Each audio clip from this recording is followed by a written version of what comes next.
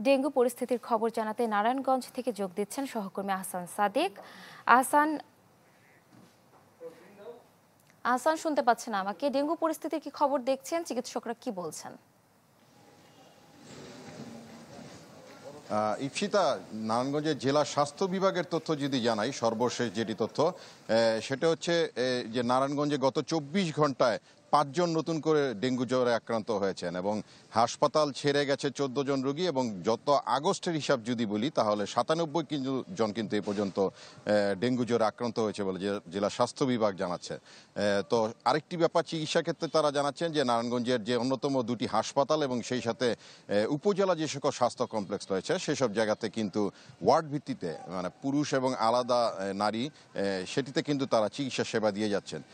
তো নগরবাসীর যেটি আসলে অভিযোগ বরাবরের মতোই, যে ডেঙ্গু প্রতিরোধের জন্য যে সকল পদক্ষেপ নারায়ণগঞ্জ সিটি কর্পোরেশন বলি বা জেলা প্রশাসনের পক্ষ থেকে যে মশা নিধনের যে কার্যক্রমটি রয়েছে সেটির কিন্তু অনুপস্থিত বলে তারা কিন্তু অভিযোগ করে যাচ্ছেন। এবং তারা আরেকটি অভিযোগ করছেন যে যেহেতু এই মৌসুমটিতেই মূলত আসলে ডেঙ্গুর প্রকোপটি কিন্তু বৃদ্ধি পায় এবং সেই সাথে নারায়ণগঞ্জের বেশ কয়েকটি জায়গাতে কিন্তু সিটি কর্পোরেশনের যে রাস্তার উন্নয়ন কাজ চলছে এবং বৃষ্টি হওয়ার কারণে পানি জমে যায়, তো তারা এতে কিন্তু কিছুটা শঙ্কা বোধ করছেন যে আসলে ডেঙ্গু জ্বরে আক্রান্ত হতে পারে বা ডেঙ্গু মশার প্রকোপ বৃদ্ধি পেতে পারে।